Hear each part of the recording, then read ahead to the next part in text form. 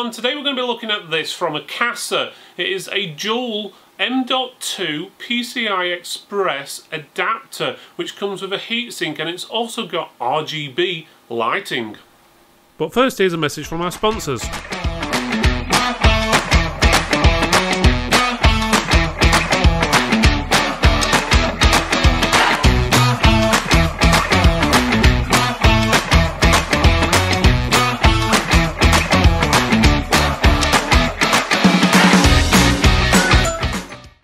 Okay then, so we've got this item, but what exactly is this contraption? A lot of people look at it and go, what the hell do I do with that? But anyway, the basics to it is, this is the PCIe M.2 dual M.2 PCI Express SSD adapter. Yes, that's one hell of a name. But in basics, what you do is you put your up to two, should I say, M.2 SSDs inside here. This metal plate, I'm presuming it's metal, goes over the top of them. That keeps them cooler than they would perform normally in a normal M.2 socket, because it's basically a heatsink. And also you've got the RGB lighting effects around the edge as well. We reviewed the standard version of this a little while ago, and we actually found with the standard version, which just had one M.2 socket and the heatsink, no RGB lights or anything like that, but we actually found that it cooled down the SSD to where it actually performed better and it didn't throttle. So obviously when it gets hot, these things can slow down. So we got actually better performance and it ran cooler, which was actually quite surprising. So let's see if this device does the same. But otherwise, this is compatible with PCI Express 3.0 Gen 3, 4-speed, 8-speed and 16-speed slots. It seems like it should do what it says on the tin, but we'll test it in a few minutes and see exactly what it does. The retail price for this is going to be around about $34.95. That's pounds. Dollars wise, obviously there's exchange rates and stuff like that and so forth, but I'd say around about $35 to $40. Obviously you may find it even possibly cheaper online if you have a look. Okay, as you can see, you've got this Akasa box here. It's mainly all black. It says Akasa at top. You've got a picture of the product there. You can see some of the RGB lighting around there. You've got the PCI Express connector there, and I see another one at the top, so I'm guessing that's going to be on some sort of lead and it wraps around and plugs into two sockets, but I'm not too sure of that because I have not looked at this or know much about it at all until we obviously give it a go. On there it says it's a dual M.2 PCIe SSD adapter with RGB LED light and heatsink. It says upgrade and cooler your system's memory with this all-in-one adapter card. Memory, storage, depends on what you want to call it, I suppose. M.2 PCIe 3.0 ×4 NVMe to PCIe ×4 host adapter. PCB is exposed copper, and it's got an additional heatsink design. Reduces SSD heat and enhances performance, which let's hope it does just like the previous one we tested. At the bottom it says digital addressable RGB LED, so that is digital or addressable or ARGB, not straight plain RGB, okay, which in basics means a lot better control of the LEDs, and it generally looks a little bit better as well. So on the top, it just has basically what it is again. I'm not going to read it all out to you. On the back, let's have a look. As you can see, designed for M.2 PCI Express SSDs ×2. Presuming you'd be able to fit one in there if you only had one, but you could potentially use two. As you can see on there, it looks like all the different parts on there. So you've got the aluminium heatsink, you've got thermal pads, you've got the M.2 SSD adapter card, and then you've got the SSD socket ×2. So the two sockets, so it does look like one of them's on an extension lead. And then you've got information about it reducing heat and so forth on here. So that's pretty good. So it's saying that it's 5.3 times faster than a standard SATA SSD, which obviously there's no SSD in here, so they're just saying that M.2 connector is that much faster, potentially, obviously. Sides, name of game, barcode, nothing on the bottom. Sides here shows you a little bit of information about digital RGB and so forth. But it is multicolour, it's got white, green, red and blue on there. Not all of these ARGB lights do actually have white lights on them. But there we go, we'll open this up and see how it goes. Okay, so inside the box we've got, on its own, a lead. It looks like your RGB connection on there. It even shows you how to connect it up and how it connects, which is there. Then I'm not sure why it wasn't in the bag with the rest of the stuff, but let's have a look. So we've got a screw, it looks like the thermal pads in there, as well as a screwdriver. That's a nice touch, including a screwdriver. And you never know, someone might not have a screwdriver small enough, so it is a nice thing to include. So that's interesting. So what else we've got here? We've got what looks like the instructions. So it's one sheet, it looks like A3. So 1 to 8 step guide. So in theory it should be fairly simple to fit and use. Just remember, you do need 2 free PCI Express slots. So that's 2 free slots. Okay. Okay, let's have a look at the device itself. So yeah, there's that extension, what I was on about.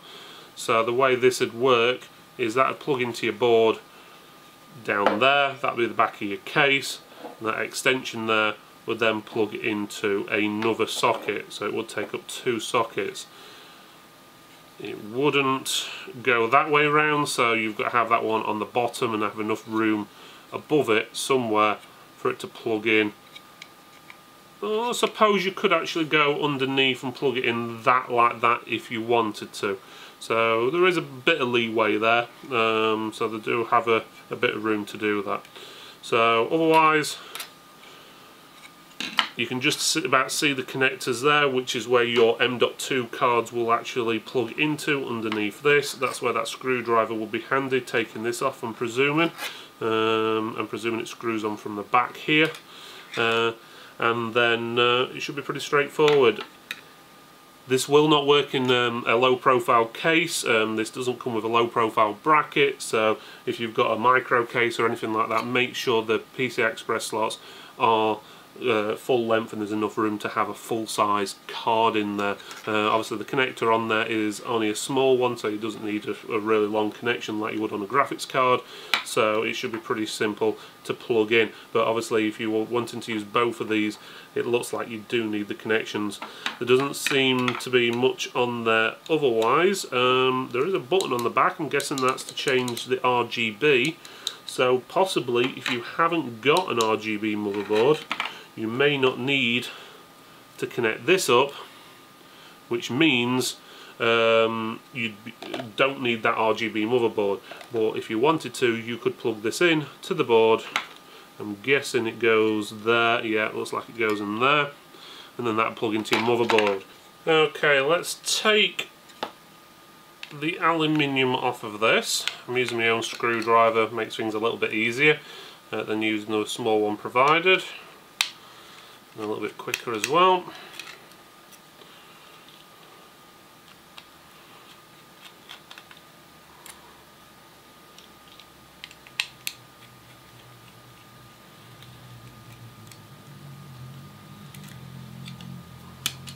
There we go. So that's the aluminium heatsink, where the SSD would basically be underneath. It fits like that, so you'll have one going there and one going there, and that transfers the heat. You can see that inside you've got that copper plate there, which the SSD is going to be placed on top of as well, and you can see where it screws into, and I'm guessing that can be adjusted as well. Yeah, so you can adjust that, and obviously screw it into the different places for the different size cards. So that looks pretty straightforward. It looks nice and clean in there, nice and shiny. So not much else to really say other than that. But one thing I've found that it doesn't, I've not checked these instructions, but if you are using M.2 cards and you are using heatsink on them, generally take the labels off of the actual M.2 card. It will help transfer the heat from the memory modules and the other bits on the actual SSD to the heatsink. But bear in mind that may void your warranty on some SSDs. So, but if you want the better performance, then you basically take it off. Okay, so it gives you a rough idea, and you can actually see the different size of cards there basically. So that shows you that would fit those three sizes, which is 80, 60 and 42 millimeters in there. Okay, so the measurements of this, I'm going to do it in centimeters. Here we go, is roughly 8.5 centimeters. That would be depth, so that would run from the back of the machine inwards. The height works out at round about 10.5 centimeters. Bear in mind that's not including that cable. And width, which shouldn't really matter because it's going to be down to the size of the PCI Express, is 2 centimeters or 1.9 to be precise. The length of the cable where you could stretch for the second one takes to about roughly 15 centimeters, pushing it. Okay, that's one way. If you did want to wrap it around the other way, if you really wanted to do it that way, it's going to be a little bit less. It's going to be about 8.5, but obviously you're going to be pretty tight there. I'd suggest keeping it as close as possible if you can. But otherwise it looks pretty good. Measurements seem alright, doesn't seem any issues from there. So we're going to plug it in, test it and see how it goes. Okay, so we've got the M.2 cards plugged into the adapter, which is then plugged into the motherboard, into both of the large PCI Express slots. Bear in mind it will not fit in the little mini ones what are on the board, so make sure you have plenty of sockets spare. One of the things what I found a little bit strange is how this cable is. It could have done with being slightly further back, so it was made a clean loop. Otherwise it sort of like bends back to plug in. So it's quite hard to tell from there, but I'll show some pictures as well. But otherwise it fits and it goes in absolutely fine. So I haven't powered it on yet, so let's see how it goes. So let's switch it on and see how it goes. There we go.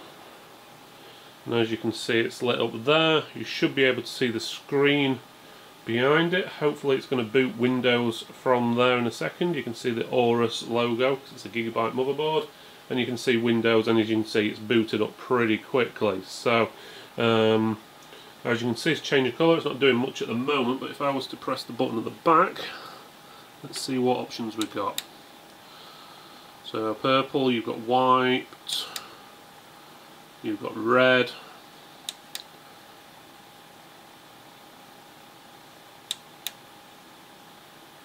and you've got quite a few different options on there, so obviously it's up to you how you want to do it.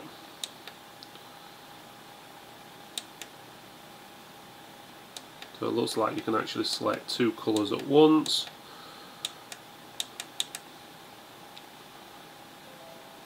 And having it strobing between all the different colours. Looks like red only. Well, pulsating red. I'm guessing that does the same for all the other colours. And then you've got red again. Again, it looks like pulsating. Oh, it's pulsating between all the different colours. And you've got sort of a strobish effect there as well. So as you can see, there's quite a few different combinations on there. I'm not sure how many there is altogether, but I wouldn't be surprised if there's 20 or 30 combinations at least on there. I'm guessing it's close to the 50 mark or above. So you can basically set it up colour wise however you want. You just want it on white, you can have it on white. You want it strobe in different colours, you can have it on that. As I said, the only issue is if you've got something like a gigabyte motherboard where the connection is only the 3 pin and not the 4-1 connection on the board, you're going to be struggling a little bit. But saying that, you can still use a switch on the back to get the colours, but it's just not going to sync up 100% with the rest of the LEDs in your case like this build. Okay, down to the testing. Let's have a look at the temperatures first. All testing was done with all the fans turned off inside the case, so the airflow wouldn't affect the temperatures depending on where the items were in the case. The first test we did was with the M.2 card plugged directly into the motherboard with no heatsink on it, and it came out at 58 degrees. Then we did the same test again with a heatsink on the actual SSD, and it came out at 45 degrees. When we placed one SSD into the adapter, we got 44 degrees Celsius, and when we put two SSDs in there, we got 49 degrees Celsius. Bear in mind that is after a 30-minute stress test. Okay, same rules apply here. We did the tests in exactly the same way, but we used Crystal Mark to actually check the speeds and Atto as well. We did a write and read speeds of each, and as you can see from the graphs, the Akasa M.2 adapter actually speeds up the read speeds of the actual testing on the M.2 drives by actually quite a bit. The write speeds though were pretty much the same and weren't really affected, but it does give you a good boost on the read speed. So for the price of the device and obviously what it's doing, it's making it cooler and faster at the same time. That's pretty amazing. So here's the positives and negatives. You can fit lots of different size M.2 cards on the adapter, and you can fit two of them at once.